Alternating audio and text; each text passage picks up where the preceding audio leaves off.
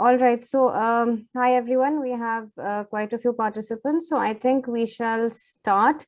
So, for those who don't know, I am Dr. Reena Chawla. I am a professor in Obs and Gynae, and I also enjoy teaching. So, I like taking classes, and especially for those preparing for NEET PG and INICT.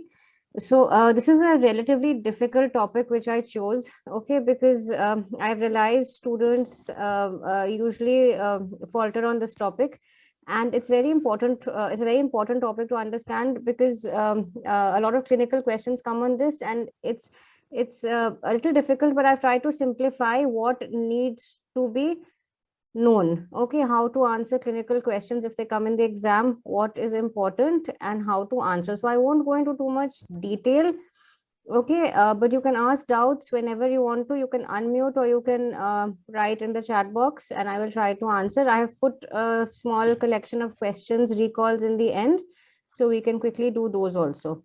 All right. So let's start. So I have a YouTube channel. This will go on the YouTube link, and you can subscribe and you can have access to more videos. Once this session is over, I will immediately upload it onto the YouTube channel. Okay, so basically the concept is very important to understand. So in Rh negative pregnancy, what happens?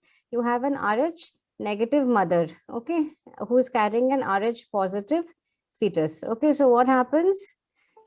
The Rh positive, the D antigens, the Rh positive antigens of the fetus will enter the maternal circulation, and 90% of this happens when this happens at delivery, what is called as feto-maternal hemorrhage. All right, so this feto-maternal hemorrhage, okay, is basically, it could vary from as less as 1 ml to even more than 50 ml, okay, even 150 ml in cases of abruption or during cesarean if there's a lot of bleeding, or in placenta previa. So in such, especially antepartum hemorrhage, or there is trauma to the abdomen, in such cases you have more amount of feto-maternal hemorrhage. So every pregnancy will have some amount of feto-maternal hemorrhage, and that is basically mixing of the fetal blood with the maternal blood. 90% of this FMH occurs during delivery. That's important to understand. The remaining 10% can occur antepartum or during any procedure, or we will come to the other conditions where feto-maternal hemorrhage can happen. So when this hemorrhage happens and the baby's Rh positive or D antigen positive cells enter the circulation, the mother will develop, you see these green things, these are antibodies to the D antigen. Okay, and what will happen in her future pregnancies if she's again carrying an Rh positive fetus? These antibodies, okay, will now cross the placenta, because these are IgG antibodies. They form after some time. They will cross the placenta and they will attack this fetus, the fetal RBCs. So if these antibodies attack these fetal RBCs, what will happen? This will result in fetal anemia. Okay. So what is the purpose? What do we need to understand? In other words, in a patient who has had this process, Rh, what we call as Rh allo-immunization or Rh iso-immunization, what we need to understand is antenatally, how do we detect that this baby is getting anemic? Okay, so we need to detect basically by different ways fetal anemia, and thus manage the pregnancy accordingly. So there are basically two aspects of this. We will be discussing how to manage an Rh negative mother, okay, who is not yet iso-immunized, and an Rh negative mother who has iso-immunization. That means she already has antibodies formed. Both are important. You get questions on both. Okay. So as I said, 90% of FMH occurs during delivery. Other events which can lead to feto-maternal hemorrhage, and hence we need to be careful and offer prophylaxis in the form of anti-D to these women, okay, are during a spontaneous abortion, induced abortion, molar pregnancy, ectopic pregnancy, suction evacuation of products of conception, okay, any procedure which happens, that is chronic villus sampling, amniocentesis, chordocentesis, external cephalic version, or as I said, delivery is obviously there. Apart from that, abdominal trauma, antepartum hemorrhage, any unexplained bleeding in pregnancy, and manual removal of placenta. So this is, I've tried to complete the list. So in any of these inciting events, why is this important to know? You need to give anti-D to the patient, okay? And once you give anti-D, to the woman. Okay, so it's given all of these. One thing you need to remember, where you don't need to give anti-D is a complete abortion. This is not recommended. Okay, without any instrumentation, if you've not done a suction evacuation, the products completely abort by themselves, is one condition where anti-D may not be required. Okay, but in all other pregnancy losses procedures, everything else, anti-D prophylaxis is required to prevent iso-immunization. But the guidelines also say, if in doubt, you can give here also. Okay, so just remember, if you get a question, anti-D is given all except. Okay, so this is the exception, complete abortion without instrumentation. Okay, but also the recommendations say, if in doubt, give, because there's no harm in giving anti-D. All right. Now we will discuss, as I said, two parts. One is Rh negative pregnancy, not iso-immunized. You have a patient coming to you in the antenatal OPD and she's 8 weeks pregnancy and she comes, you do her blood group, it is B negative and ICT is negative. Okay, we'll come to all this. Okay, so what will you do? And the other situation is an Rh iso-immunized pregnancy. That means same patient comes to you, but she's B negative, but her ICT, and what is ICT is the indirect Coombs test. The indirect Coombs test basically tells us if she is iso-immunized or not. So if the ICT is negative, what will we do? If the ICT is positive, what will we do? That means if she's just a simple Rh negative, what will we do? Or if she is iso-immunized, what will we do? Just someone has written in the chat box, what is the meaning of iso-immunization? So iso-immunization basically means formation of antibodies to the antigen. Okay, so these antibodies which are forming in the mother, okay, because of exposure of the fetal Rh positive or D positive antigens on the fetal red cells, when antibodies, so any exposure to an antigen will lead to an immune response, and that is called as iso-immunization. So if a woman has formed antibodies, it is called as, against the D antigen, she is called as Rh iso-immunized. All right. Okay, so we'll go now further. One second.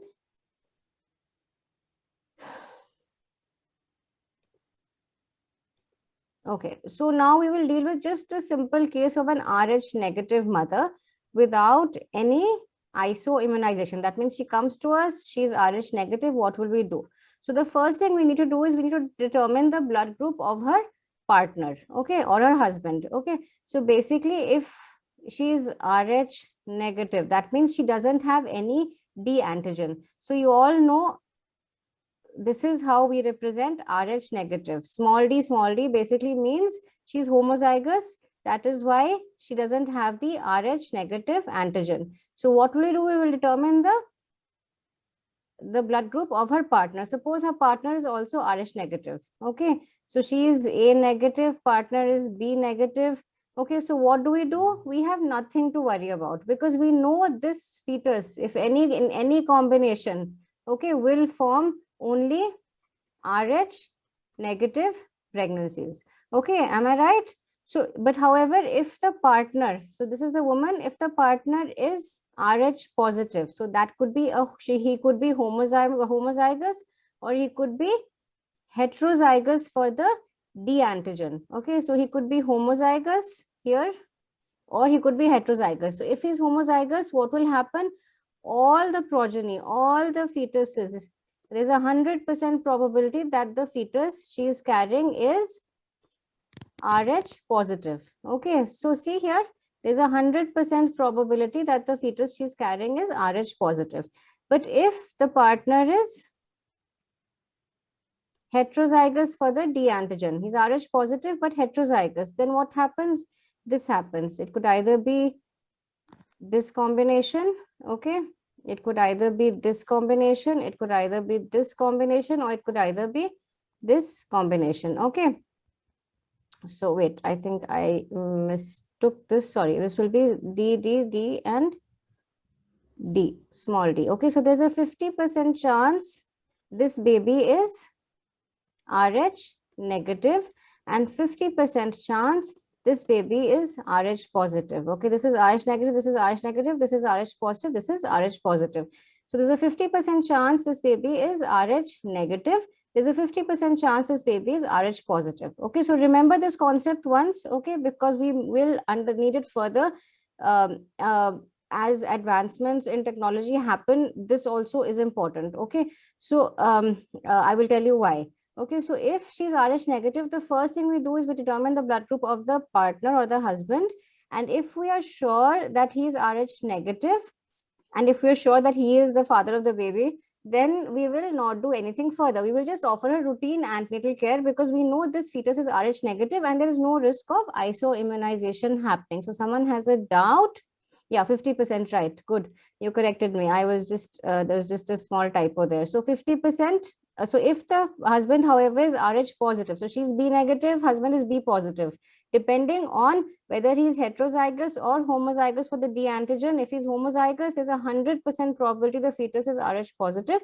If he's heterozygous for the D antigen, there's a 50% probability the baby is Rh positive. So we are worried if the baby is Rh positive, because then that will lead to iso-immunization and affect her further pregnancies. Okay. So then what do we do? 1 second. 1 second. Yeah. So if the husband is Rh negative, we offer her routine antenatal care. If the husband is Rh positive, as I said, there are two possibilities. Okay, depending on the heterozygosity. If he's homozygous, 100% fetus is Rh positive. If he's heterozygous, 50% possibility fetus is Rh positive. So why is this important to know? Okay, so not much in India, but in the Western countries, especially in the US, the ACOG recommends that you can offer. Okay, it is not routinely recommended, but you can tell the patient, see, there is, if you want, we can determine your zygosity by doing a genotype. Okay, and if you turn out to be heterozygous, okay, so if you're homozygous, then obviously the baby is Rh positive. But if you are heterozygous, okay, by determining your zygosity, you offer the couple a genotype, then we can determine the cell-free DNA. What is cell-free DNA? You've heard of NIPT, non-invasive prenatal testing. Okay, this is the same thing. We take a sample from the maternal blood, okay, and in the maternal blood, there will be some fetal DNA floating around, okay, which is used to determine many things like Down syndrome, like other aneuploidies. It can also be used to determine the blood group of the fetus. Okay, so this is a new thing coming up. That's why I thought I'd mention it. The new Williams mentions it. It is not routinely recommended, but it is offered to the patient. Okay, how does it help? If she is Rh negative and the husband is Rh positive, they will know for sure if the baby they are carrying is Rh negative or positive. They don't have to undergo all the milieu of ICTs. And if she's already iso-immunized, she won't have to undergo all the MCA, the PSVs. Will come to all that. So you're sure this baby is Rh negative. Don't worry about anything. So it can be offered, but it is not routinely recommended. Okay. NIPT done at which week? So NIPT is fetal DNA is found in the circulating blood anytime after 9 to 10 weeks. Okay. So earlier, what used to be done? A chorionic villus sampling would be done, but that is invasive. Simply taking a blood sample of the patient is non-invasive. That's why it's called as non-invasive prenatal testing. And for any aneuploidy or blood group testing of the fetus, it can be done anytime after 9 weeks. Usually fetal DNA is detectable in the maternal circulation. Okay. And hence there is a role for this. I hope I'm clear on this. This is a new thing, so I thought I'd mention it. The role of cell-free DNA and determining the paternal, that is the husband or the partner's zygosity. If homozygous, then obviously the baby is Rh positive. But if the partner is heterozygous, there is a possibility that this baby 50% may be Rh negative. Why push her through all those unnecessary tests and worry her throughout her pregnancy and give her anti-D unnecessarily when we know the baby is Rh negative? Am I clear? That is why this can be offered. In India, of course, it's very expensive. That is why it is not offered. Okay, so I think all of you are clear on this. New thing, new recommendation. So I thought I'd mention it. Okay. Okay, next. So, but then what is recommended? So we offer cell-free DNA, but we don't routinely recommend it. What do we recommend? We recommend if the patient is Rh negative and her partner is Rh positive, we recommend an ICT, an indirect Coombs test, which will tell us if she is iso-immunized or not. So say she comes to us at 8 weeks, she's Rh negative, husband is Rh positive, do an ICT and repeat the ICT monthly is the recommendation by ACOG, most Indian guidelines or most Indian hospitals, you will find that एक बार हम करते हैं 8 weeks पे, and then we will repeat around 28 weeks and around 34 to 36 weeks. Okay, both are correct, but if you want to go by recommendations, ICT is repeated every month in an RH negative patient.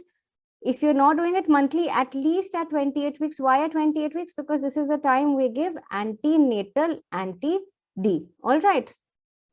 Okay, so next, what do we do? So as I said, in an RH negative mother who is ICT negative, we're talking about ICT negative. Okay, we're just basically talking about now how to prevent this mother from getting iso-immunized. So what will we do? We'll give anti-D 300 microgram IM. Remember the dose, remember the route, remember when it's given, at 28 weeks. Okay, when do we give it again? So if after delivery, if the baby is RH positive, if the baby is RH negative, obviously there's no risk of iso-immunization. But if the baby is RH positive, so check the baby's blood group. If the baby is RH positive, repeat anti-D within 72 hours. Very important. Okay, so within 72 hours, repeat it. Okay, you can give it as early as possible. The best way would be give it as early as possible. Okay, but within 72 hours is the recommendation. Okay, and suppose say you missed it, a question may come that that anti-D was missed and patient realizes on the 5th day she didn't receive anti-D. What should you do now? You should give it as soon as you remember, or as soon as the patient remembers or the doctor remembers that it has been missed. It should be offered anytime within 28 days. Okay, recommendation within 72 hours, but a question may turn up saying she missed it. What do you do now? Within 28 days, you can still give it. It will give some amount of, it will neutralize some antibodies. So it is always better that give it. As I said, no side effects. Give it whenever you realize it has been missed. Okay, important question again. How much? So one injection has 300 microgram. It neutralizes 30 ml. Easy to remember, 330. Okay, but remember this. Sometimes some MCQs I've seen, they confuse you. 30 ml of fetal blood, they may ask you how much, they may actually write of fetal red cells. So 15 ml of fetal red cells, but 30 ml of fetal blood. So remember this point also. What should you do? You should avoid the patient going beyond 40 weeks. Don't let her go beyond 40 weeks. The more you continue the pregnancy, the more the risk of feto-maternal hemorrhage. Avoid methergin. Very important question. Methergin is contraindicated in RH negative. Why? Methergin causes vasospasm of the vessels. So when the vessels undergo spasm, what will happen? Some blood may go back, okay, into the fetus. Okay, so that is why it causes vasospasm of all the uterine vessels. And when the placenta is still attached, when do we give methergin? At the birth of the anterior shoulder of the baby. So the placenta is still there and all the vessels will undergo sudden vasospasm and blood will go back to the maternal circulation. So avoid in methyl ergometrin is contraindicated in RH negative. Where else is methergin contraindicated? Can anyone tell me? Other contraindications of methyl ergometrin? Question, very important question. Anyone, you want to answer in the chat box? Or you can unmute and tell me. Okay, no one's writing. Where else? Okay, someone's written. Okay, so heart disease, very good. So in heart disease, again, we do not give methergin. Where else do we not give methergin? Where else do you not want sudden vasospasm to happen? In preeclampsia after delivery of first one. Brilliant, very good, Avinash. Okay, so these are the three main contraindications, and fourth, of course, is RH negative pregnancies. You can also include very severe anemia, hemoglobin less than 4 grams, also you can include in this. Okay, so heart disease in pregnancy, severe preeclampsia, RH negative pregnancy after delivery of the first twin, okay, because the uterus will start contracting before the second twin comes out, and in very severe anemia where hemoglobin is less than 4 grams. Okay, these are the contraindications. Okay, so let's continue. Okay, so anti-D is also given after inciting events. We've already mentioned all the inciting events. These are all the inciting events. Okay, very important to remember that complete abortion without any instrumentation. That means patient has a complete abortion, no suction evacuation, nothing was done.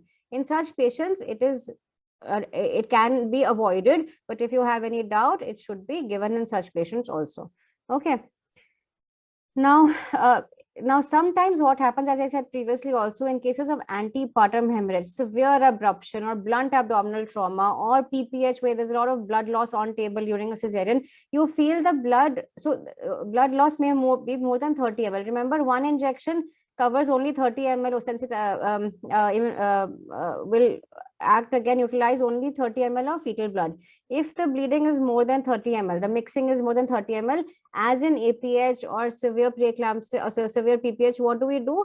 We determine whether there are now extra fetal cells in the maternal blood. How do we do that? By doing what is called a Rosette test. So this is a qualitative test. What do you mean by qualitative? It will tell us how much, it will tell us whether there is mixing or not, whether there are more red cells remaining despite giving the anti-D. Okay, Kleehor-Betke test also. Yes, so I will come to that. So we have a qualitative test. Qualitative will tell us whether there is mixing or not, despite the anti-D, whether or fetal cells abhi bache hai maternal blood mein ya nahi bache hai. Okay, this is how a Rosette test looks like. Okay, so you can see these rosettes. Okay, so basically what is done is that maternal blood is taken. Okay, and in the maternal blood we mix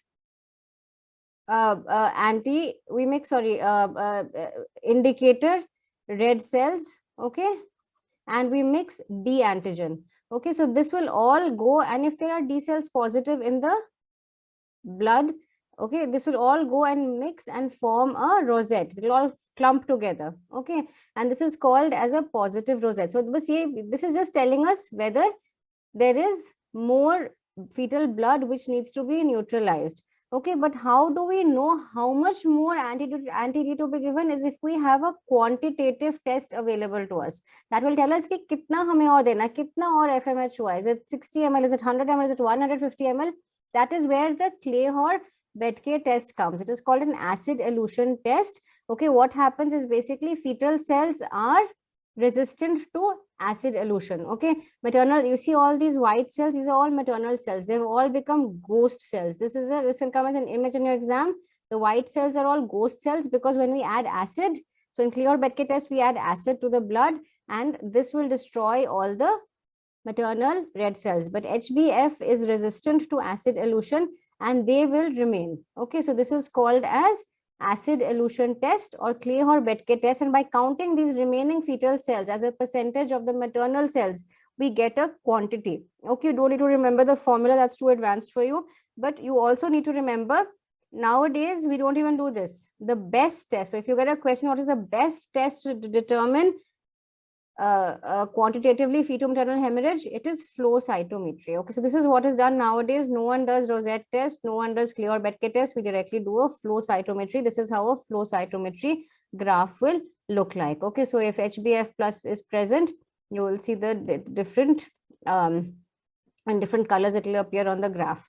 Okay, so that is about, okay, so this is about when the patient is ICT negative or simply an Rh negative non-iso-immunized patient. So what will you do? You will give anti-D prophylactically. After determining the husband's blood group, you will give her anti-D prophylactically at 28 weeks and post-delivery. And what precautions you need to take during delivery, that is important. You need to know the other inciting events where you have to give anti-D. Now, the other situation is if the patient is ICT positive. And here is where most of your questions come from and where you get confused. So what happens if ICT is positive? So this is usually in a second gravida or a third gravida, okay, or maybe a primary also who has received blood transfusion or has undergone an abortion earlier without receiving anti-D. It could happen in many, but mostly the scenario will be such that it will be given to you in the exam. She's a multi. Okay, I'm not saying it can't happen in a primary. Okay, there's something called grandmother effect. There's also, she could have undergone a spontaneous abortion. She could have received transfusions earlier, but usually the scenario will be, she will be a multi. Okay, what happens if the ICT is positive? That means she has antibodies in the blood and they will start destroying, if the fetus is Rh positive, they will start destroying the fetal red cells. Okay, what will happen if the red cells get destroyed? This will lead to fetal anemia. What will happen if there's fetal anemia? Very important. You have to understand this point to understand what we are going to do next.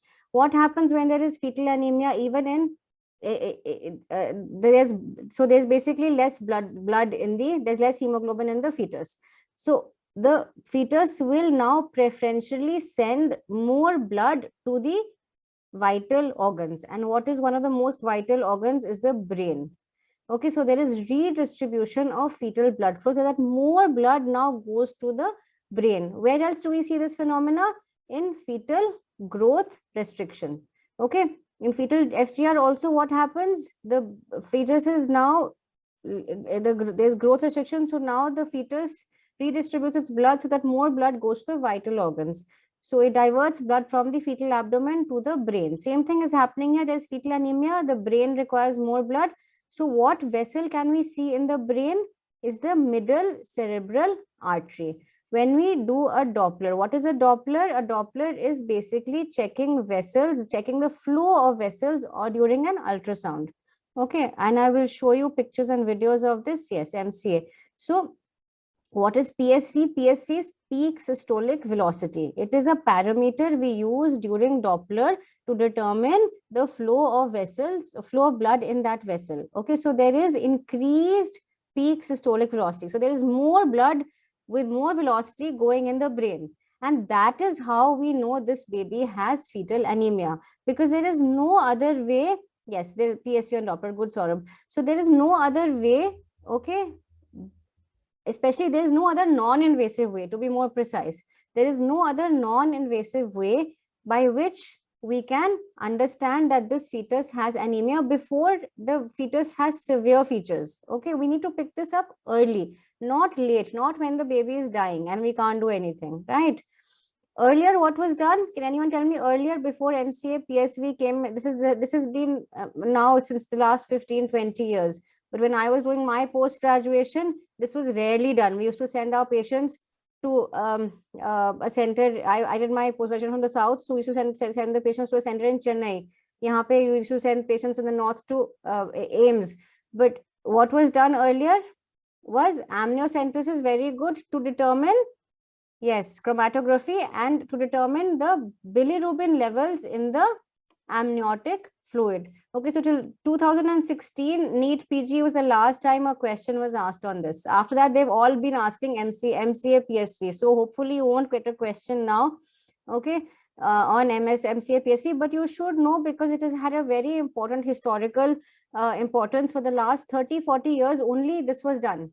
Okay, what was called a Lilly's graph, and we will come to all that. I have put a few slides on that also because it's been asked recently, but it has not been asked after 2016. So hopefully it won't be asked again, but good that you all know it. Okay, so if once the hemoglobin falls less than 4 grams, okay, then you start seeing features of hydrops on the ultrasound. And this is a time where you really can't do much. Once you see fetal hydrops, it has a very poor prognosis. So this is the time we need to detect the anemia and act on it timely. Okay, so yeah, someone else has written Lily's chart. Very good. Lily's and Queenan's chart. So we will discuss that. So after fetal hydrops comes the stage of fetal death, where you can't really do anything. Okay, so now this is a video, okay, showing, so recently I was doing a scan and I saw a fetal hydrop. This is a hydropic fetus. So I'll just try to show you the video. 1 second. 1 second.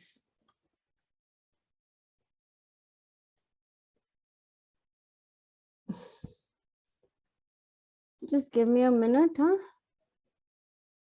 I need to just...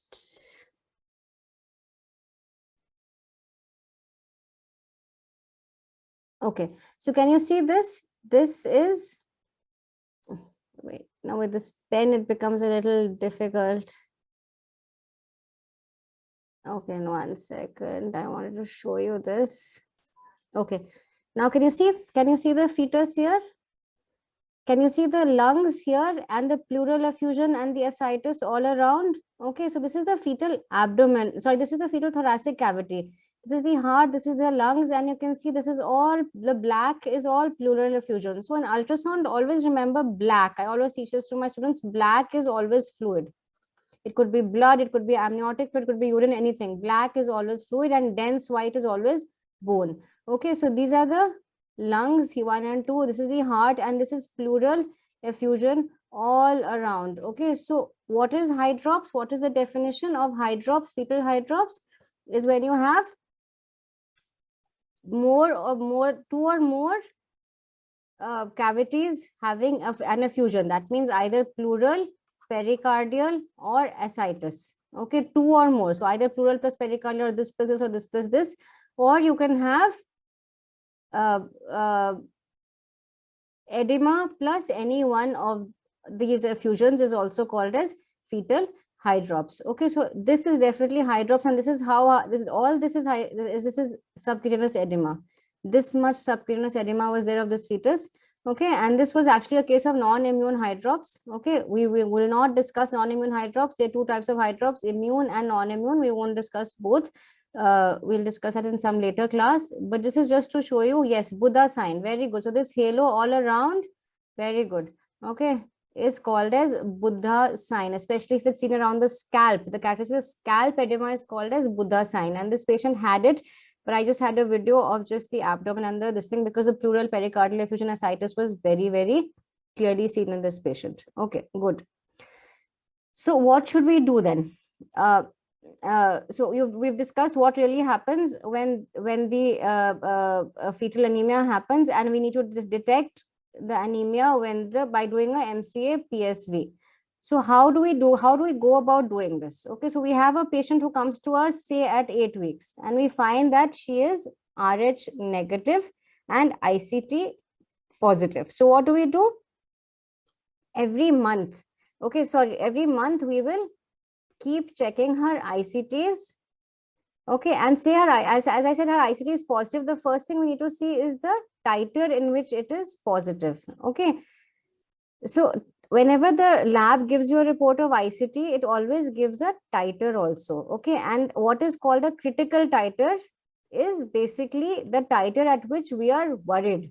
The titer at which anemia, fetal anemia starts happening is called a critical titer, and most labs in the world give this titer as 1 in 16. So remember this number, 1 in 16. So say a patient comes to us in the OPD at 8 weeks, she's RH negative, and her ICT titer is 1 in 4.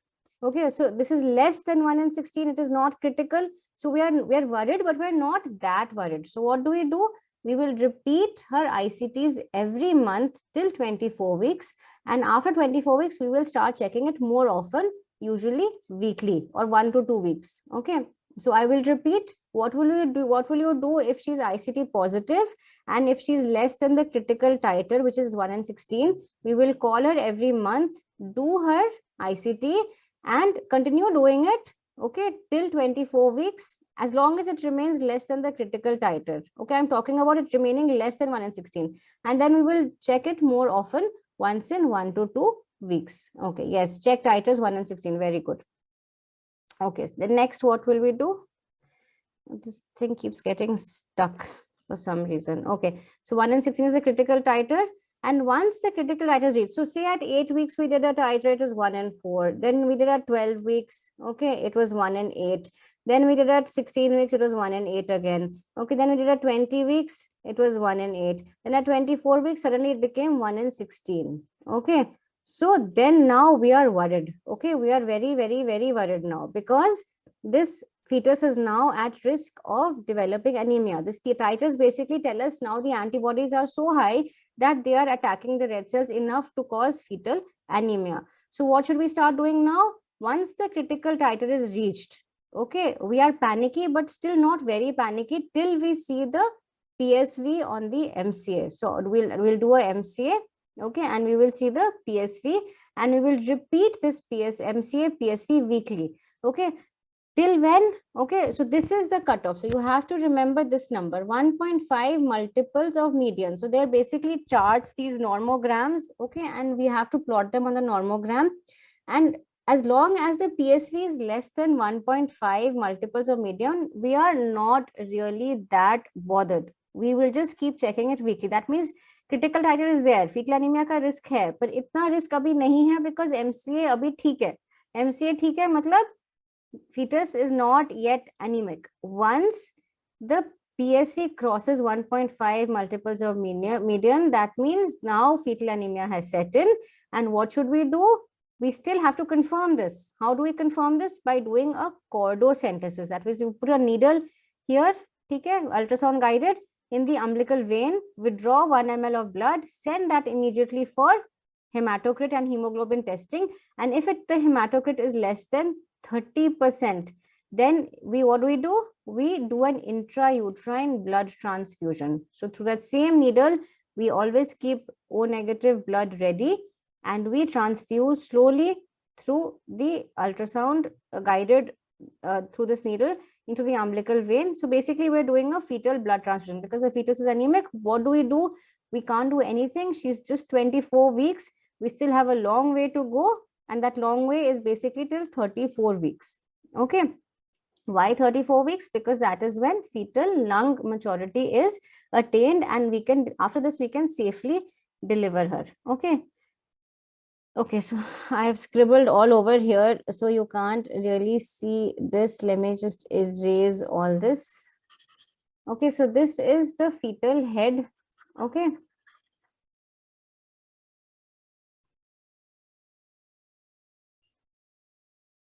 Okay, so this is, so as I said, bone appears white on ultrasound. So this is the fetal head, this demarcation of the fetal head. This is the circle of Willis. Can you make out this Doppler? This is the MCA. Okay, here and here is the MCA. So this whole thing is a circle of Willis, and this is where we do a Doppler, and this is a normal MCA PSV. Okay, what happens in anemia? You can see this has now increased to this. Okay, this is called a raised PSV of the MCA. Okay, the diastolic flow has increased, and that indicates that there is raised peak systolic velocity in the middle cerebral artery. You don't have to understand too much. Just remember this: MCA PSV is increased. This vessel here is the MCA.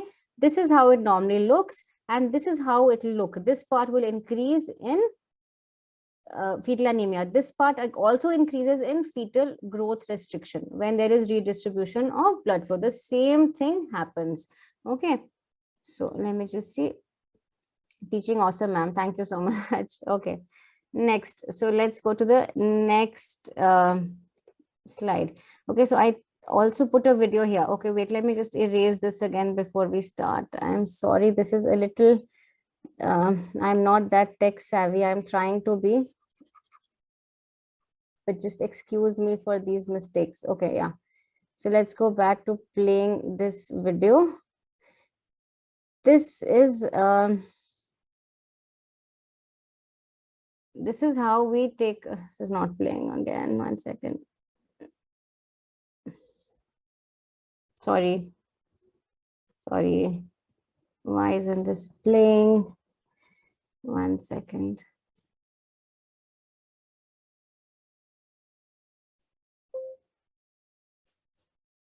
One second. Huh? I'm not able to see the play button. I think that's why. Because of the Zoom things. 1 second. Okay. I'll play it here without slideshow. I think you can still see it. Yeah. So this is the fetal head. This is me doing the ultrasound. So this is the circle of Willis. Okay, which I am focusing on, and I'm doing a Doppler of the MCA. And you can see the only difference in the previous picture was it is going below the baseline, but don't bother about that. It is the same thing. Okay, so this is the Doppler of the middle cerebral artery. All right. Okay, let's go back to a slideshow.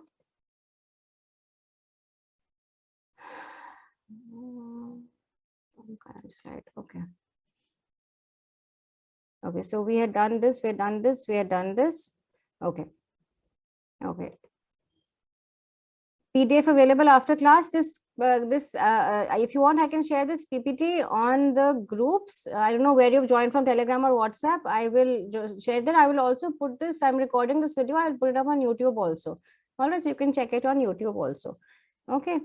And please share the link with your friends and ask them to subscribe on my channel. Okay, because this is something I enjoy doing, and the greatest pleasure I get is if you understand what I'm teaching.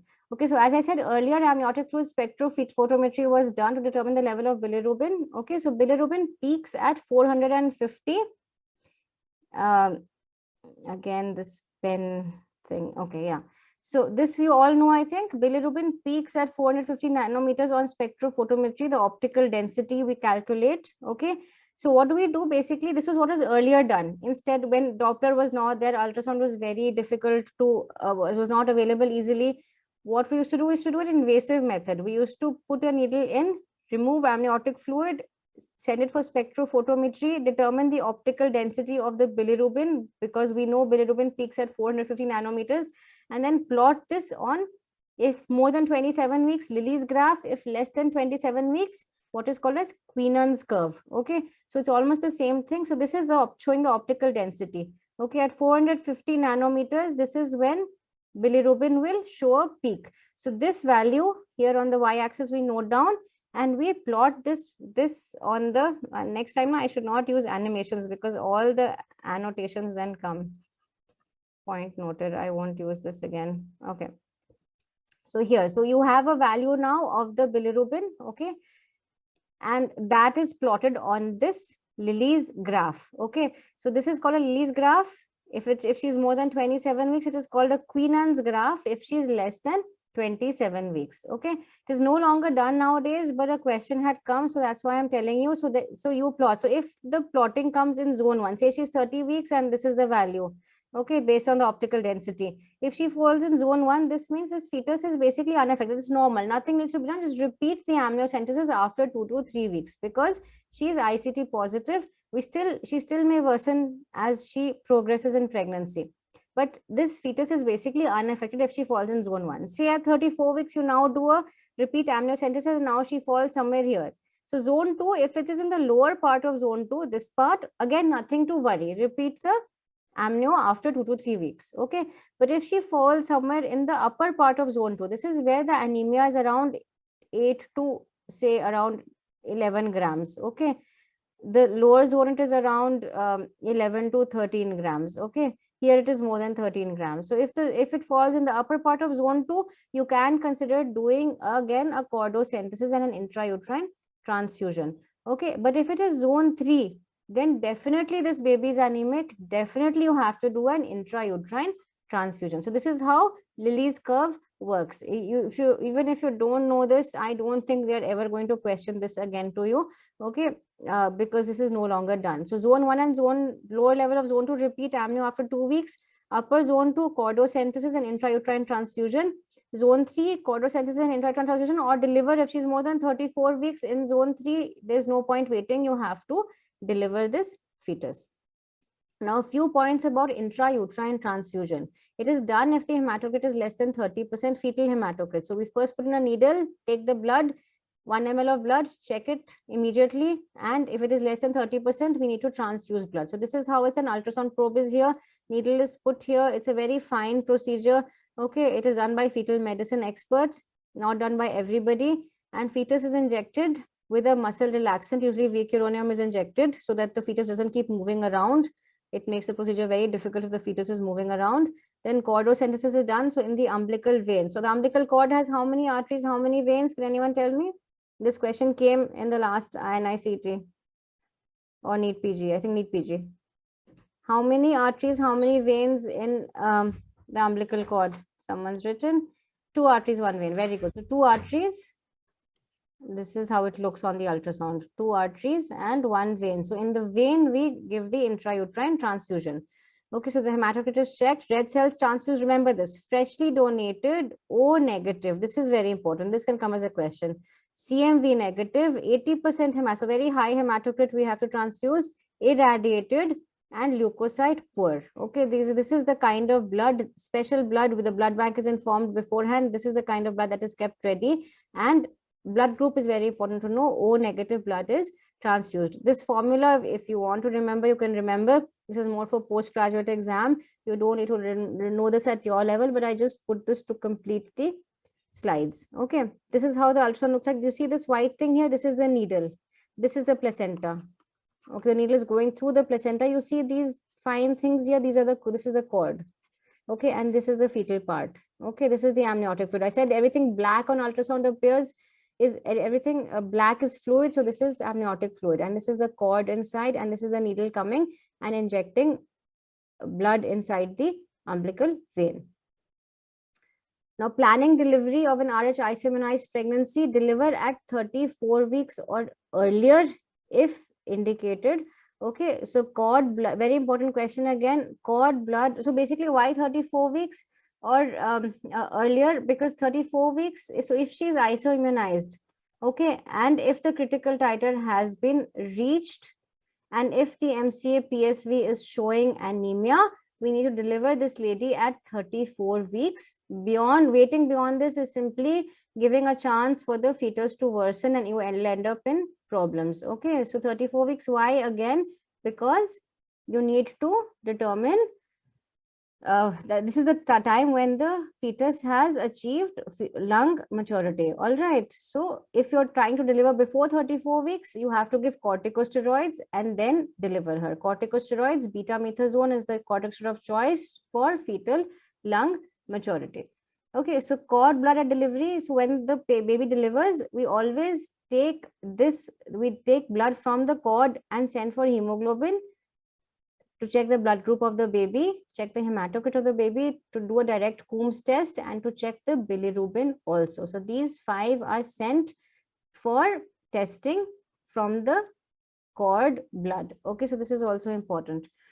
Okay, 2 important points before we end and go to the questions. There is progress. So suppose a patient comes to us and she's RH negative and she says, first baby maybe I had iso-immunization, ICT was positive, MCA PSV ये सब किया था पहले pregnancy में भी, ठीक है? So please remember, she's come again. You need to understand they will be now worsening because there's so many antibodies in her blood. There's going to be worsening and earlier onset of problems of anemia in subsequent pregnancies as against syphilis. Okay, syphilis is the contrast where subsequent pregnancies show improvement. This in RH iso-immunization, subsequent pregnancies show worsening. Remember syphilis, improvement, RH worsening. Okay, so find a mnemonic for this. I'm sorry, I couldn't find a mnemonic, but syphilis will improve, RH will worsen. Okay, so if we know now RH worsens, so there's no point of doing critical titers and all. So if a patient comes and says last time bhi doctor साहब ये सब हुआ था मेरे साथ, तो अब बताओ क्या करना है. So you will directly start doing MCA PSVs for her 24 weeks or 20 weeks onwards. You will directly start. You won't keep waiting for critical titer because we know this is a worse. This is going to be worse. We won't keep waiting. We will directly do the critical titers. Okay. Stigmata. Okay. Someone's given a mnemonic. Stigmata. Okay. Very good. So stigmata would be syphilis. समझ नहीं आया. How would you do this? Is this a mnemonic or is it something else? Could you explain? It would be better. Okay, if you could explain, that would be better. Okay, so now I just have 2 flowcharts to show you. Okay, and I hope they make better sense. Okay, so again, let's just quickly revise in 2 slides. RH negative mother, RH positive father. What will you do? Okay, the first thing you will do is you can offer her. Can you all see? Because I can't see here. Let me just move this side. Okay. You can offer her paternal genotype and cell-free DNA if heterozygous. Okay, you can offer them. It is not routinely recommended. If the father turns out to be heterozygous, then you can do a cell-free DNA and determine the fetal blood group intrauterine itself and save the mother and the couple of all the hassle of undergoing everything. Okay, but what is recommended is doing a booking indirect Coombs test. Okay, and if the ICT is negative, what will you do? You will repeat it 4 weekly, or if you're not doing it 4 weekly, at least at 28 weeks and at 34 weeks. Give anti-D at 28 weeks and deliver by 40 weeks. Remember, we said don't go beyond 40 weeks, don't go past dates. Okay, and if the baby is RH positive within 72 hours, again repeat anti-D. So this is the flowchart for an RH negative, ICT negative mother. what happens if she's ICT positive and the titer is not yet reached the critical titer? She's still less than 1:16. One thing we can offer her again is this. Why? How will this help? Okay, if again the father is heterozygous, do a cell-free DNA, the baby might be Rh negative. And if the baby is Rh negative, it saves us so much hassle of undergoing her weekly MCA PSVs. Okay, so that saves her the mental trauma of undergoing all this. If the baby is Rh negative, there's a good 50% chance, right? So you can offer this to her, but of course it's not recommended because of the expense. So we will, what do we recommend? We recommend doing the ICT 4 weekly till 24 weeks, then weekly till the critical titer is reached. So anytime the critical titer is reached, then we have to start doing MCA PSVs. But if the ICT remains less than 1:16, we take her to 37 weeks and then we deliver her. Okay. Now coming to what happens if the ICT is more than 1:16, we do MCA PSVs every 1 to 2 weeks. As I said, from 24 weeks, PSV is more than 1.5. What does that mean? Fetal anemia is there. So what will we do? If she's more than 34 weeks, we will directly deliver her. Nothing doing, no waiting, directly deliver her. But if she's less than 34 weeks, we do cordocentesis. If the hematocrit is less than 30%, we do an intrauterine transfusion. Okay, we keep doing this till she reaches 34 weeks. Okay, and then we again deliver her. All right, I hope this is clear. So again, we'll do this till she delivers.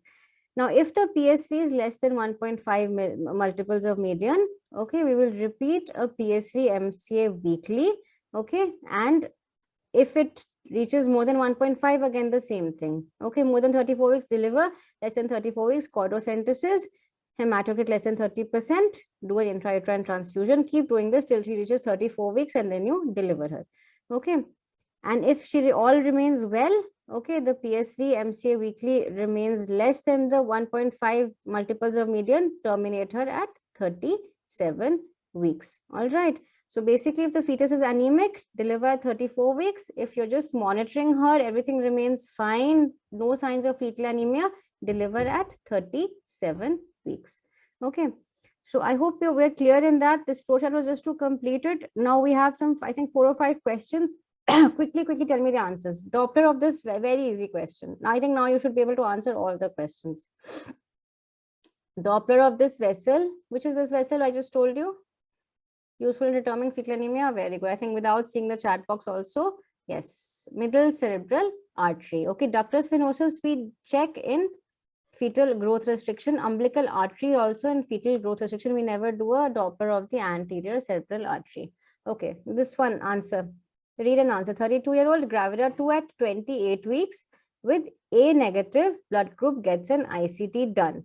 The report is positive with a 1 in 32 titer. So what is the next best step in management? Do we repeat the ICT? Do we do a scan and Doppler of the MCA? Do we do cordocentesis and IUT, or do we give steroids and deliver her at 28 weeks? Now, so now I think most of you should be able to answer. What will you do?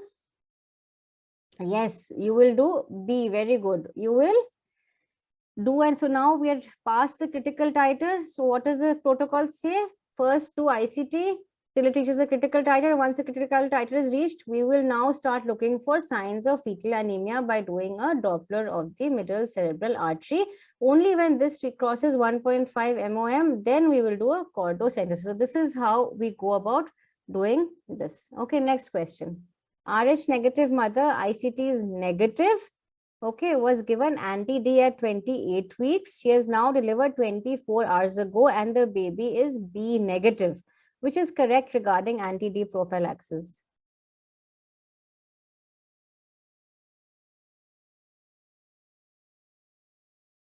Waiting. What will you do? She's Rh negative. Baby is also Rh negative. D, sorry, very good. Good. Never lose hope also. Good. So basically, there is no need. Baby is Rh negative. There is no need. There is no risk of iso-immunization. There is no point of giving additional anti-D. Okay. I think this is the last or the second to last question. 32-year-old G3A2 with blood group B negative at 32 weeks. With an ICT titer of 1 in 64. So read carefully, B negative, 32 weeks, 1 in 64. Ultrasound shows MCA PSV more than 1.5 moms. What is the next best step? Okay, so now I think you've all got it. What do you do next? 32 weeks, 32 weeks, 32 weeks. She's not yet 34 weeks. Why will you deliver her? What do you want to do first? MCA PSV tells us there may be fetal anemia. What should we do next? She's not yet reached 34 weeks. Why are you writing A and B? What will you do? Okay, so okay, does anyone have any doubt in this? Because what should the answer be? The answer should actually be C. Okay, why should it be C? She's 32 weeks. She's not, if I had written the same scenario at 34 weeks, then the answer would be deliver her. Okay, she's 32 weeks. Critical titer has reached. Next step, we're going in order. Next step is MCA PSV. This is more than 1.5. So what should be the next step in order? The next step should be do a chordocentesis. See the hematocrit. If the hematocrit is less than 30, do a intrauterine transfusion. So less than 34 weeks, please remember, we will do intrauterine transfusion. This is a direct question. This is a direct recall from one of your recent papers. Okay, please remember, this is the order we go in. Okay, I will repeat. We will do first ICT. Once it reaches more than 116, 1:16, we will start doing the MCA PSV. Okay, this is not confirmatory. Please remember, this will just give us an idea कि yes, fetal anemia हो सकता है. Okay, on this basis, we will not deliver. We will deliver only if she is more than 34 weeks. Okay, or if we confirm the anemia by doing a chordocentesis, and then we will do an intrauterine transfusion keep doing this till the time she reaches 34 weeks, and we know now that it is safe to deliver her. Okay, so MCA PSV ko pehle hame confirm karna. We have to confirm it by doing the anemia, by doing a chordocentesis, and consider intrauterine transfusion. I hope I'm clear with this. Got it. Okay, very good. Okay, next, I think we have one more question. Let me just see. Yeah, this is the last question. I think at 24, read again carefully now. 24-year-old, 36 weeks, B negative, ICT is 1:16. MCA Doppler reveals PSV less than 1.5 moms. What is the next best management? So see, she's 36 weeks. Okay, ICT is more than the critical titer. MCA Doppler, however, shows this is normal, right? PSV less than 1.5 mom. So what will you do? Will you do chordocentesis and IUT? Will you immediately induce labor? Will you induce labor 37 weeks, or will you give corticosteroids and then induce labor? Yes, you will induce labor at 37 weeks. Very good. So you got this. Okay. So someone has asked, Avinash has asked, chordocentesis. Ek second, let me just see your doubt. Chordocentesis ke baad, we have to repeat MCA Doppler at 34. No, after doing a chordocentesis, every 1 to 2 weeks we repeat we have to repeat the MCA Doppler, but usually it will come again less because that blood transfusion we give will last only for a week or so. MCA Doppler repeat करेंगे. अगर फिर से आ रहा है PSV more than 1.5 moms, we will again give intrauterine transfusion. We will keep doing this till she crosses 34 weeks. Okay. So usually, especially in severe iso-immunized patients, they come to us at 24 weeks, 26 weeks, and every 1 week or 2 weeks or every 10 days approximately, we keep having to do the MCA PSV, keep checking, and usually if it keeps coming more than 1.5, every 10 days, we give intrauterine transfusion, and we try to take her as near as 34 weeks as possible. But of course, if signs of fetal distress or hydrops develop before, we give steroids and then deliver. Okay, so most of you have got all of you have got this one right. Okay, so induction of labor at 37 weeks. Why? Because everything is normal. She is iso-immunized definitely, but not yet anemic. So we will wait till term. At 37 weeks, we will induce her. Okay, so that completes the class. I hope you understood this. And I hope this will clear your doubts on Aish negative, and you will be able to answer MCQs better now. And yes, my blood group is coffee. Okay, very good, Avinash. Thank you so much for the feedback. You can go